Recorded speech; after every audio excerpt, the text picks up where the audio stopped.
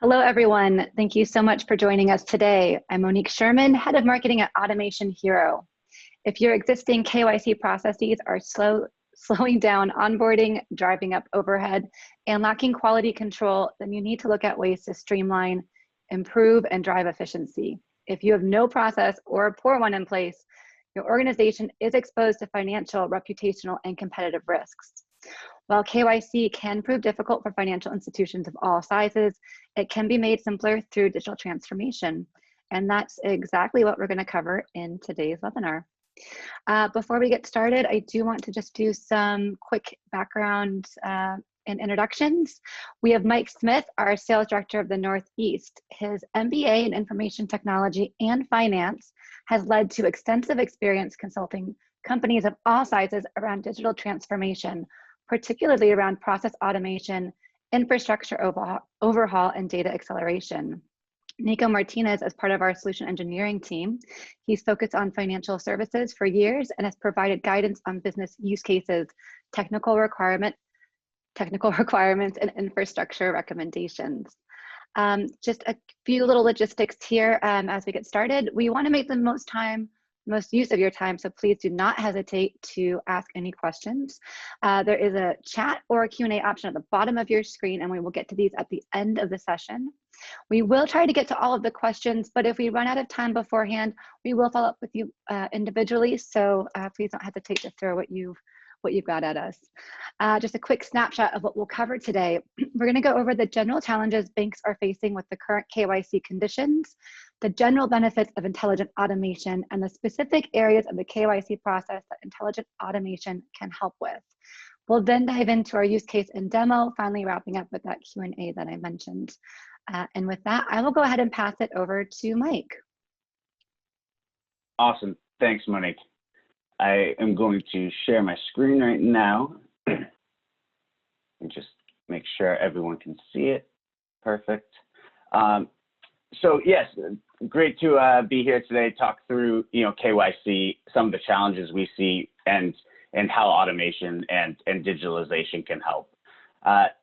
For just a current state of KYC, obviously it's been in the news lately, the leaks of the FinCEN papers.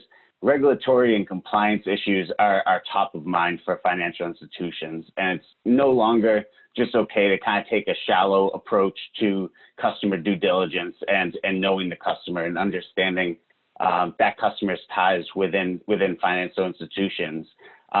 It has to be a robust approach, and it has a multi-step approach to understand due diligence and ongoing due diligence around customers and their behavior patterns. The average financial firm spends $60 million per year on KYC. Some spend up to $500 million.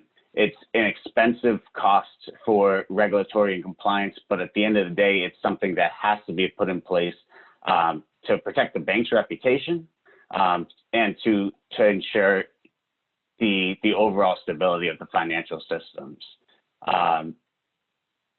One of the major challenges we see with a lot of our customers in the financial institutions is the time it takes for them to onboard customers. The average for a high net worth customer, or even maybe a commercial customer, 41 days. Sometimes in the commercial space, it can be up to 3 months to actually get a customer on board, actually do the KYC process and get them an account set up within the financial institution. During that process, banks are contacting their clients 4 to 8 times. A lot of back and forth communication, a lot of asks and requests for additional documentation, and a lot of that documentation has to then be actually structured by a person to go into the systems of record. Obviously, that's a burdensome process, and if banks and financial institutions do that in a clumsy way, it leads to customer churn. There's a stat out there that 12% of companies and commercial clients have actually changed banks as a result of KYC processes. If you have long-standing clients and they have to go through the same burdensome process for each new account that they open up or each new business line that they bring within your bank, it's a frustrating process on the side of the customer, and it's something that if you put it in a way that's streamlined, makes the customer, eases the customer's day, helps you retain customers and build your clientele.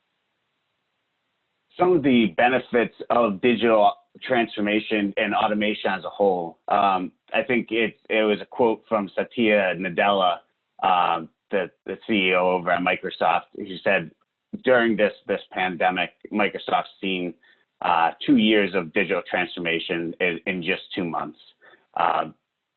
Obviously, with banks and the PPP loans, a lot of financial institutions, and just the markets and regulatory environment that's come over the last couple of years, it's forced organizations to change and change quickly. It's no longer okay to keep the same processes, keep the same manual, repetitive tasks that take and lag onto a company's sort of bottom line. Companies really have to take that forefront, be digital first, and be automation heavy to be able to increase customer satisfaction and respond to the changing climates. Digital first companies are 64% more likely to achieve their business goals than their peers. At the end of the day, right, it's customer satisfaction, it's retaining customers, it's being able to pull away from monotonous tasks and focus on what makes your business run. And another stat I think which is very interesting is 79% of financial institutions have changed their KYC processes or are considering doing so in the near future. I don't want to speak for anyone out there in the attendees, but if you look at your KYC process today, and we'll focus on the areas Automation Hero specializes in, but if you look at your KYC processes today, are there areas that you see manual tasks, that burdensome tasks for the customer, areas where customer satisfaction is low, customer retention is a challenge, and how do you address that? So when you look at our product and you look at automation as a whole, obviously KYC has a lot of areas, and there's a lot of areas for improvement. There's a lot of specialized products out there to help with KYC workflows. Where do we fit in? So some of the major challenge areas we see within KYC is data entry, whether it's passports, whether it's driver's license, whether it's your W-9. There's a lot of documents that are being passed back and forth between the client and the bank or the financial institution that have to be input into a system of record. They're swivel chair tasks. It's a lot of monotonous work, and there's teams required to actually sit there and input data from a PDF or a piece of paper that's submitted by a customer into that system. With that data entry comes a lot of errors, whether it's just images that don't look great when they're coming in, and it's inputted incorrectly, dates, especially on driver's licenses or passports of expiration, having an incorrect date within a system, it kills your ongoing due diligence process. A lot of the areas that that manual sort of monotonous work turns into bigger areas for compliance and audit down the line. And then the third major area is that ongoing due diligence. So it's not always just the onboarding process, which is burdensome in its own right, but how do you as a financial institution ensure that clients are actively being worked and actively being kept up with on the age of their documentation, the different compliance and regulatory areas that you need for audit, and how do you have a process in place that controls that and ensures that without any sort of major human intervention.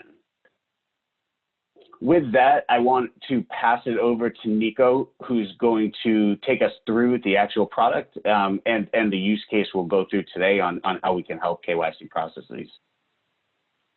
All right, thank you, Mike. Let me just share my screen, make sure I'm sharing the right one. Confirm for me you can see. Everything good? Excellent. All right. All right. So getting into today's use case, before I start getting into the product itself, I want to set a little bit of background, how we kind of differentiate ourselves philosophically in the automation space. What goes into automating a business process?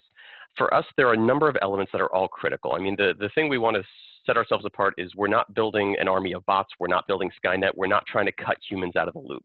We're trying to make the process more intelligent. We want to make it more engaging for people. So looking at all the different components that go into it, first and foremost, humans. We're not cutting people out of the process. We give the end users a lot of options for how they engage with an automation system, making corrections, making reviews, and what have you. Documents, data. Data drives everything for us. So we try to be very, very versatile with the kinds of data we can bring in from disparate systems, whether they be living in databases or in file systems or in external services or what have you, whether they be PDFs or images or Excel sheets or text documents or what have you. Building a workflow, as we look through the solution, we'll also see that when we build an automation, it's rarely just a straight line of this, this, this, and this. It usually reflects a business process, which can take many conditional branches. If this happens, go this way. If that happens, do this. Check for this value. So we take that into account. We'll show you how to build that as well. Integration. So we leverage our capabilities as an integrator to talk to many, many different types of systems to successfully execute a use case. Sometimes those systems are in-house but living in silos. I've seen that plenty of FIs. Maybe those systems are living in external services as people slowly migrate to cloud or even leverage external web-based services, whether it be for risk assessment or modeling or what have you. And then ultimately insights. It's both about informing the user, informing the humans who are part of this cycle about what's going on with their automation, with their environment, but it's also about gaining insights that make your processes inherently more intelligent through artificial intelligence. We'll show how we leverage that in a moment. So here is an example. I'm certainly not going to talk through it, but this is an example of what happens, what I've actually seen happen today for KYC processing. In my past, I worked with a solution that had KYC features and maintaining the case management system and what have you, and there was still a great deal of manual processes. Every step you see here, which is typical of a document reception, assessment, and then data extraction, and then updating your system of record. These are very common steps. You talk to your system of record, you look out to third-party systems, maybe you look for adverse media, maybe you look for sanctions and PEPs. Brief anecdote, some years ago I was doing an on-site POC at a financial institution, and I thought chair swiveling was just a euphemism that didn't really apply day to day anymore. Where they had me seated, I actually physically saw this person go from station to station within their work area, dedicated console for this, workstation for that, stack of papers for this, and I saw them collating data, and I thought, oh my goodness, it still happens. There are still these incredibly slow and tedious manual processes. And our question is, what can we do to expedite that and make it more intelligent? So taking this process, how do we take it to an automation level?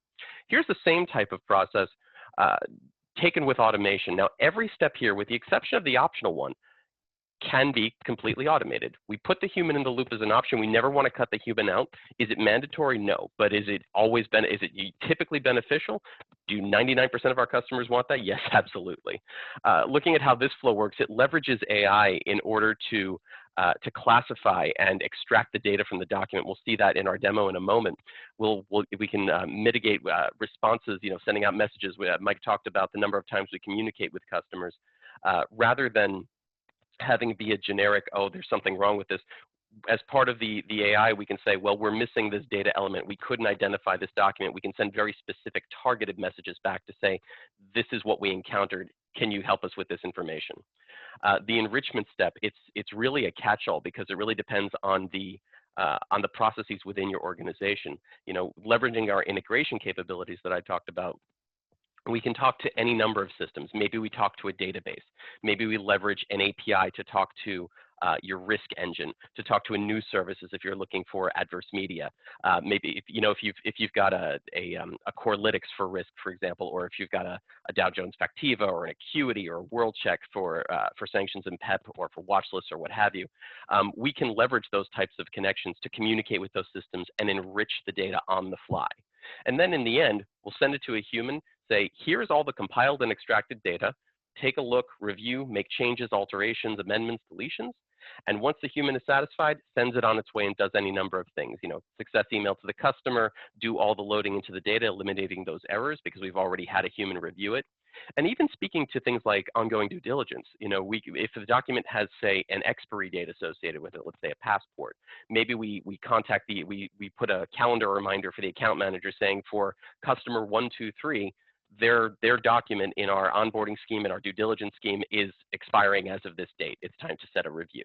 There's a lot of versatility with what can be done. We're just trying to show that this can go from a very tedious manual process to a process that does a lot of the heavy lifting behind the scenes and presents the end result to the user.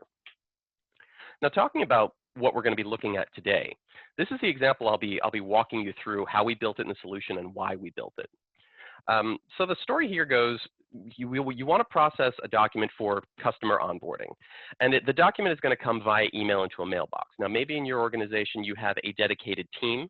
Maybe it'll go to a dedicated mailbox for an account manager. Maybe it'll go into a catch-all, just a customer service mailbox. So the first thing we do is send it to an AI model that determines the message's intent. Is the person submitting a document that we are going to have to analyze?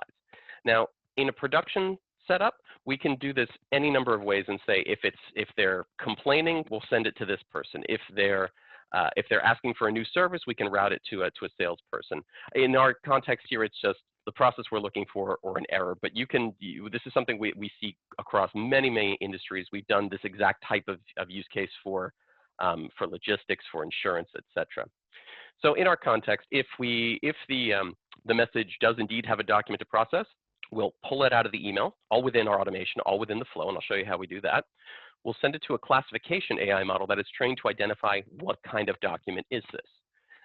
And in our demo here, we've got two different types, one for driver's licenses, one for utility bills, and we see branches off there, and we do that intentionally because we're going to be leveraging, again, more AI models, more models that can adapt and learn and take in new data and become better and better. And we do it two different ways, because we want to show that AI is not a static or linear process. It's really a journey, and it really depends on the data and what you want to do with it. There are also different levels that your end users can do. There's a whole spectrum with regard to AI. I know we really try to work hard to demystify it and make it accessible to your end users. So regardless of how mature your organization is with regard to automation or data science, maybe you have a massive team, maybe you're looking to leverage outside services. These are the different options that you can work with us, we can work with you to help achieve that goal. So for the driver's license, we have a model that will pull out the images. We'll extract the data we need from the image and we'll present it to the user for review. For the utility bill, where it's a little more text-based, we'll do just sort of a generic OCR, turn it into machine text, and then we'll have an AI model that we as end users, can ask it plain text questions. Who's the receiver of this message? What is the date of the statement, etc. And the model will give us its best answer based on the text, which is really interesting. So after we present it to the user, if the system will call out to our system of record, in this case, we're using Salesforce as our stand-in. If it finds the customer in question, because we may have received a customer that we have no background for, it'll do the update. Otherwise, it'll send an error message, and we'll get our analysis metrics so we can see how that progresses over time. So I think that's enough me yammering. Let's actually jump into the platform. Okay, so what we're looking at here is Hero Flow. This is the primary interface where people who build and maintain the automations will interact with the system. It's not necessarily where your end users will talk to the system. That will be Robin, which I'll show you in a moment. That will be our human in the loop interface. But this is where people who are going to be building out and maintaining the iterative step-by-step process of my document comes here, then I do this and this and this. Before I look at the actual flow, how it's constructed for the slide I just showed you, let me just speak very quickly to our integration capabilities, because to me, that's absolutely critical. Data drives everything. And to get to data, you need a versatile system to bring in data from lots and lots of different sources, whether they're siloed within your organization or whether they reside outside. And the way we do that is through this connection section. And you see in this particular demo environment, I have a whole slew set up to various systems, to email systems, to databases, etc. We pride ourselves on really trying to make this accessible to a broad a swath of people as possible. So we are a low-code, no-code interface.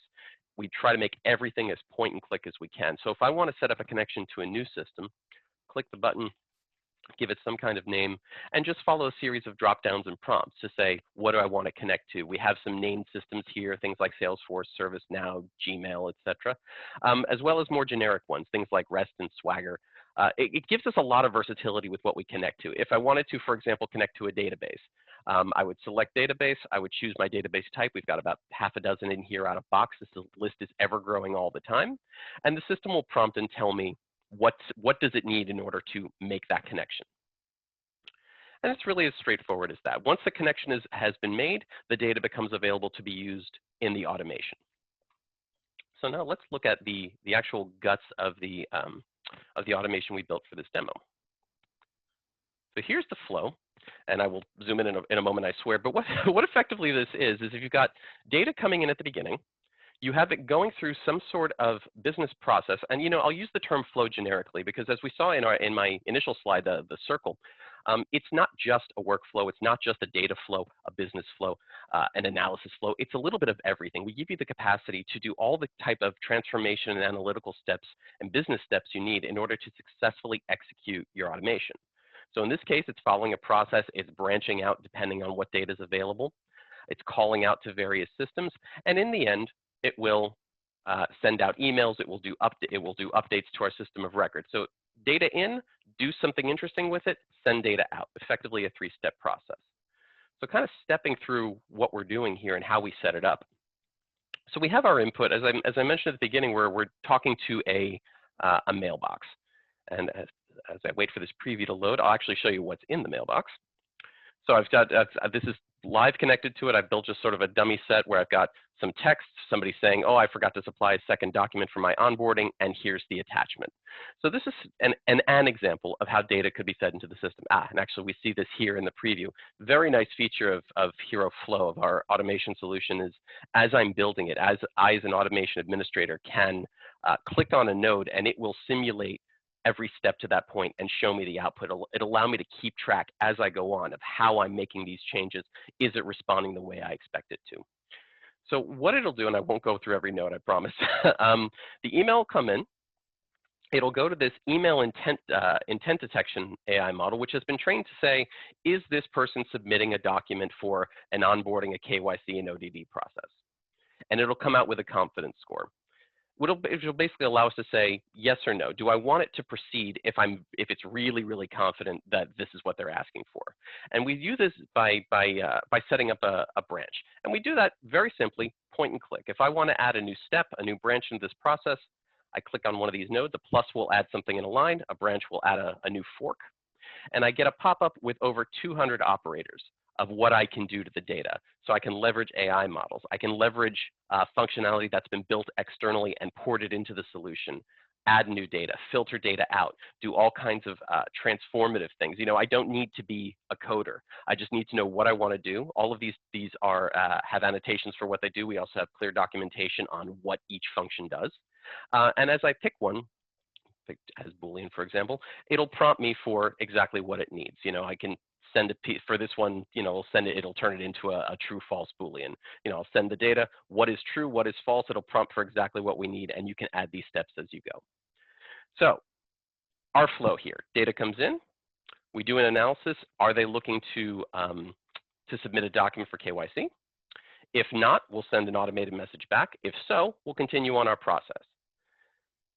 Now we'll do another branch. What kind of document is it? Is it a driver's license? Is it a so see my note I added here? Document's a driver's license.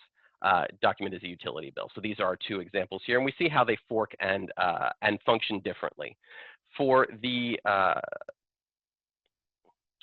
here we go. So for the driver's license, we'll do our lookup, our ETL. We'll yank the data out. We'll throw it into Robin for review. And then in the context of our demo here, we can just send it straight onto Salesforce to be updated, etc. For for our utility bill, for example. The flip side of that is we can do sort of a generic OCR on it. As I mentioned, we're just going to turn it into plain text because it's a text document. And now we're going to leverage this model here, the question and answer model. And now how I use that is I use this OCR to turn it into blocks of text. And now I can send it plain text questions like I mentioned. So here I'm asking for the account holder. Who is the addressee or who is the account holder? What is the document date or the statement date? What is the mailing address? I can actually generate these plain text questions, send them into the model, and it will come out with its most confident answer. So it actually makes AI very, very accessible to your business users, which is really, really powerful. And you know, from this standpoint, this is kind of the high level of the flow. We've got all the ETL, we've got all of the enrichment. We can call out to external systems. We can query our system of record. This is a step where we look to see, do I know, I've pulled this data out of this document. Do I even know who this person is in my system of record? And then what do I do if I do or if I don't? So a lot of versatility with how you build these types of automations. But how do we put the human in the loop? What can they see? What can they do? For that, we go to Robin. So Robin is our human in the loop interface, and we can build any number of what we call skills. A skill is basically just what data do you want to present to the user, and what do you want them to do? Do you want them to just review it? Do you want them to make decisions on it? Do you want them to make reviews and corrections? Do you want to do sort of a 4 eyes, 6 eyes, 8 eyes approach? We've used this in a number of ways, and the way these are built is actually entirely through this interface. So you're effectively building a small web page entirely through point and click and blocks. You know, you don't have to be a coder or a developer. So for the driver's license, for example, we go into here. I see there's an outstanding task here for me to review a California driver's license. I call it up, and in this particular set, I've got the original document. So here, these are all just open source samples. And what we've got here is a juxtaposition of the image snippet. So the model found the target area it was looking for, showed you the image so you know what it was looking at, and it'll tell you what it thought it saw in the model. So here was actually correct. I think I can zoom in a little bit as well to make it a little bit easier. So it actually did very, very well with this text. You see it kind of cut off the C a little bit there. But I can make modifications very, very quickly if there was an error. But this is a very easy way to sort of do this juxtaposition between my raw document and what the AI thought it saw and what's going to go into your system of record. And this is much, much faster. Instead of a human finding all of the key features, they can just sort of take a quick glance and see what doesn't look right. I can make this change, add a 1, 2, 3, and then I can send the record on its way. From the standpoint of, and that's purely on an image-based document. If we would do something that's a little more text-based, reviewing the utility bill, for example. So here, same type of thing. I'll zoom out so we can see more of it. So here we've got an example of a utility bill. There's a lot more text on here. So the process we took here was, let's turn it all into digital text, send it to our question and answer model, and see what it could find in terms of the questions we asked. So in this case, it found Joshua Bellamy from down here. It found the address from the addressee. It found the date of the statement. So bill date, statement date, found it right here. And in this flow, we actually did a couple of little extra call outs. We looked up to a database to see if there were any sanction screen matches. And even we called out to just sort of a publicly available news service using the person's name and the word fraud. And it actually found something. It found this is a legit article from Department of Justice for a person for Joshua Bellamy, and it found the keyword wire fraud, bank fraud. So you know, what this does is save a lot of effort of having to touch multiple different systems. It does all that hard work for you, coalesces it into one spot, and now from here I can sort of make changes, alterations, decisions about how it should proceed next. And then finally, from an insight standpoint, from an understanding of what does my data look like, how can I assess it going forward? One of the additional features we have within our platform, we call Sonar. And what it effectively is, it's got two parts. One of it is process mining, which happy to go into detail on another session. The other part is metric analysis. It's think of it as Tableau style reporting, but constantly updated and up to date with all of the data you're passing through the system. If I look at this at these reports as I go through a day, as I'm continually processing data, I will always get the most up-to-date information. So looking at just a simple dashboard I set up for KYC, a couple of little widgets that I can move around, resize, change the color, really narrow down exactly what's presented. So here's, for example, breakdown of documents that we've assessed by type. These are the documents that have encountered some form of error. And I can even get more and more granular with this, depending on what data I send into it. Let's say I only cared about documents that errored that are, not that one, X, cancel. I only care about documents, errors related to, say, utility bills. And I can see how the widget changes to reflect exactly what I'm looking for. You know, looking at adverse media broken down by state. So what this does is it gives me a new set of metrics, a new set of insights that I can leverage into my overall process to understand how things are going, how things are progressing in terms of overall data set. It just gives me more and more information. Again, keeping the human in the loop, up to date, advised with everything, not only in the process, but in the process of an individual record, but also in the process as a whole. And I think I've overlooked, oh, actually one more quick thing I do want to show the successful updating of your system of record. Here I've got Salesforce. I set up a really simple object just to prove the issue. Let's look at the most recent one, and we see that, you know, we've got a name, we've got a link to where the document is housed just in an S3 bucket. It's identified it as a driver's license. It's identified it to my customer in my system as I'm a card holder, and we've got their values. So we can, you know, interact and do those updates to those systems of record. So with that glut of information, I do apologize for that. There's just a lot of very interesting stuff that occurs within the solution. I will jump back and I will hand it back to Monique for managing Q&A. Awesome. Thank you so much, Nico and Mike. Really appreciate you guys taking the time to go over this. We do have a few questions that came through. I will kick off with the first one that I saw, and I think this might be more technical. So Nico, maybe for you, but Mike, maybe also chime in from your standpoint as well. What do you typically need from an organization to get started on a use case like this? And I feel like there's probably a technical perspective and then also maybe a business perspective as well. Nico, why don't you, actually maybe Mike, why don't you go ahead and kick off? Oh wait, sorry Mike, you're on mute. Oops, sorry about that. That's what I get for clicking.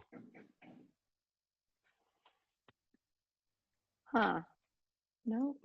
Well, Nico, why don't you kick off? I'll figure out how to Okay, no problem.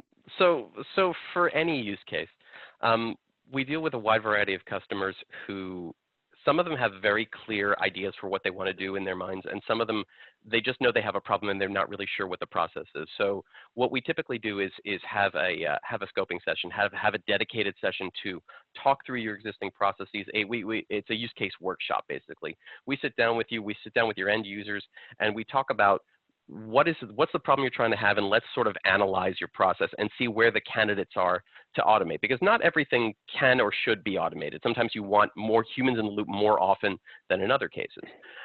So we basically just start with an assessment of what's the problem, what does the process look like today, and where are points where you'd be comfortable for things happening purely in the background, where would be your connection points where you'd want a human to start making that assessment. And then as we start diving deeper into the technical side, then we ask more questions about, you know, things like scale. You know, how many of these, how many people do you have working these issues? What kind of timelines do they need to be assessed in? What's your scale of documents in a day, a month, a year?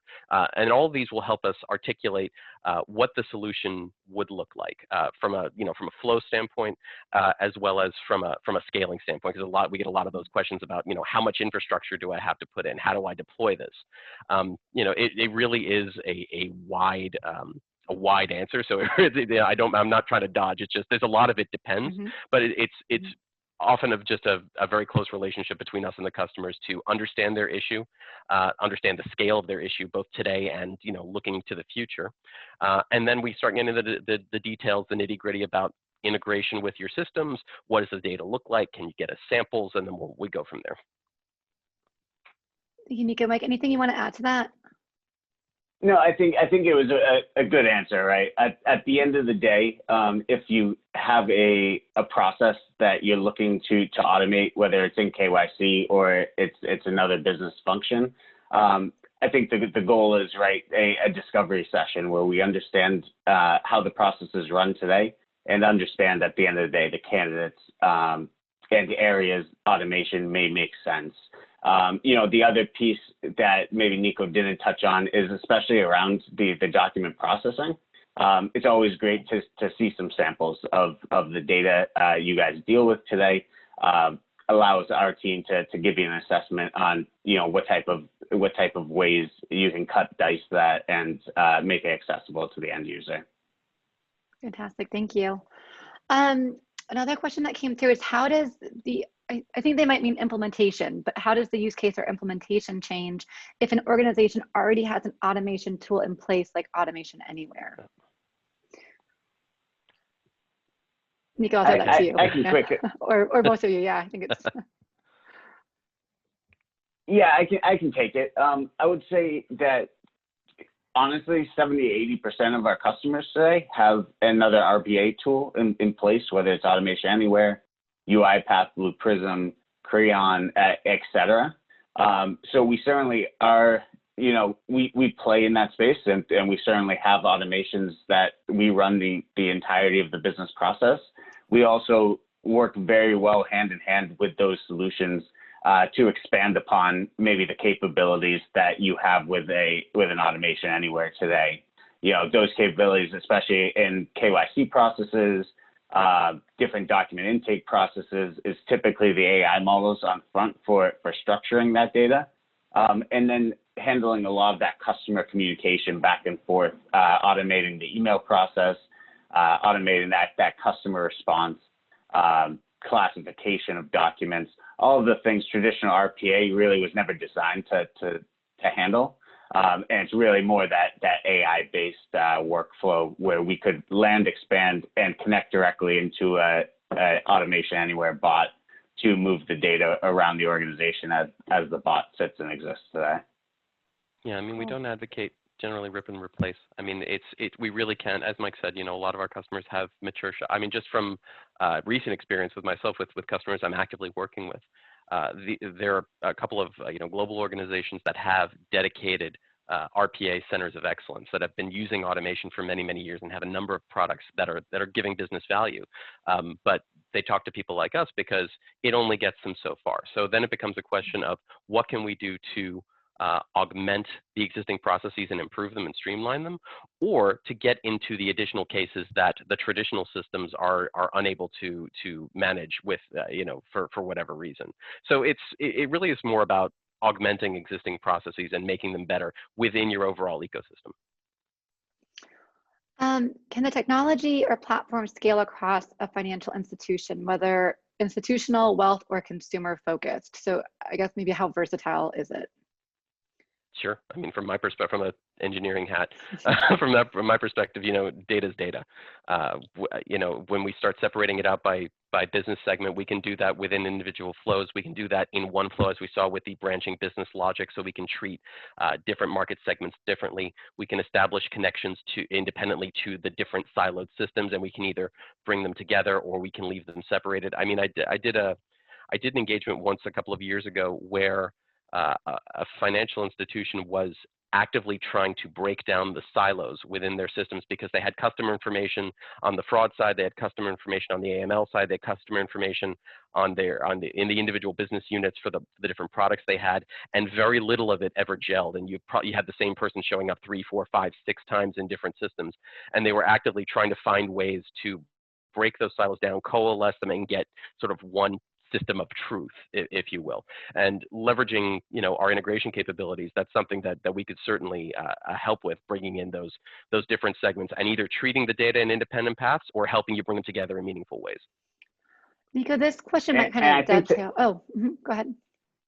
Sorry, I was going to add on to that as well, because I think there's the path of integration across the systems, and then there's a lot of the reusability of our platform as well.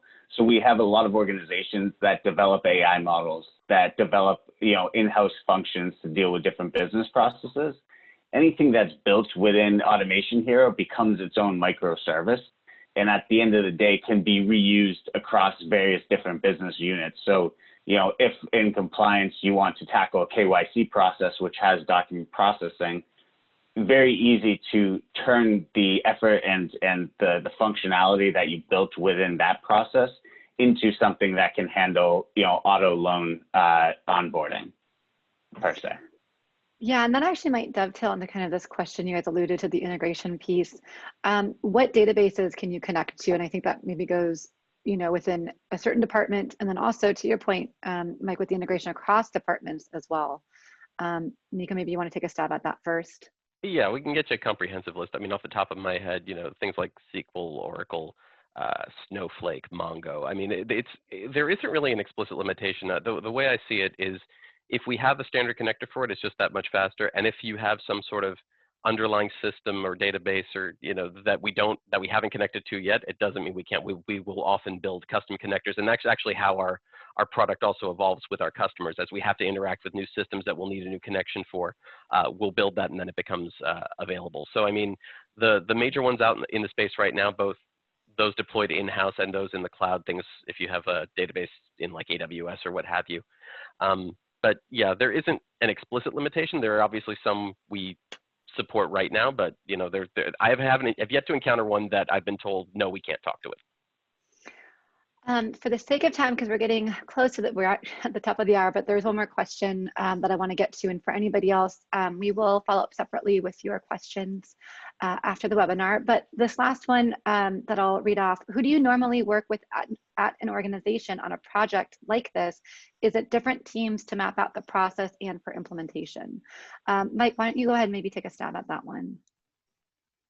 Yeah, I think it always varies upon the customer, but obviously, given certain business processes, the people that are responsible for that process, right? The people that understand that process, typically the business owner, the line of business owner, in a lot of our, I would say, processes that handle documentation, we've been working with a lot of digitalization teams, digital innovation areas that are focused on how to bring the company into sort of that new age AI-based workflow.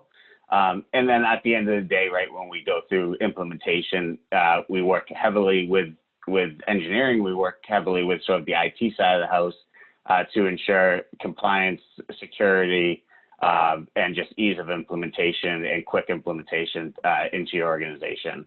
I think one of the areas, we should highlight, we can be deployed in cloud, on premise. We're very versatile on the way we're deployed and scaled out within an organization.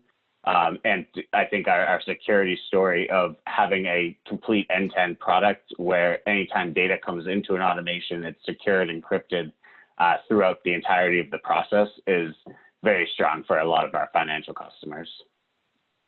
Fantastic. Thanks, Mike. Nico, did you want to add anything to that? Otherwise, we'll start to wrap up. No, you covered it all. I mean, because I deal with a little bit of everything in the process from pre-sales through the implementation, I get to touch a little bit of everything. I mean, depending on the implementation, I've worked with the technical side if it involves a lot of deep integration. But I've also done engagements where it's been all with the business. Where we've gotten a little bit of integration set up. It hasn't been a big thing. If it's primarily a Salesforce engagement, this was an example I had. The Salesforce admin was a business user, so she got us everything we needed for that. And then it was just sort of working with the business side to understand their process, and then ultimately get them comfortable to the point where they could take ownership of it. So it's it really depends on the scope of the engagement, but pretty much everyone. Fantastic, you guys. Thank you again so much for your time. Nico, if you want to just progress to one last slide, if you guys have any follow-up questions or you want to get in touch, please go ahead and head to our website. There's a contact page that you can access. You can also reach out hi@automationhero.ai to email any questions, or if you'd like to set up and discuss more use cases that you have. Appreciate you guys all joining us today. There will be a follow-up email with the recording to the webinar. And with that, we will let you enjoy the rest of your day. Good morning, good afternoon, and good evening, wherever you are. Take care. Bye, everyone. Thank you all. Awesome. Thanks, everyone.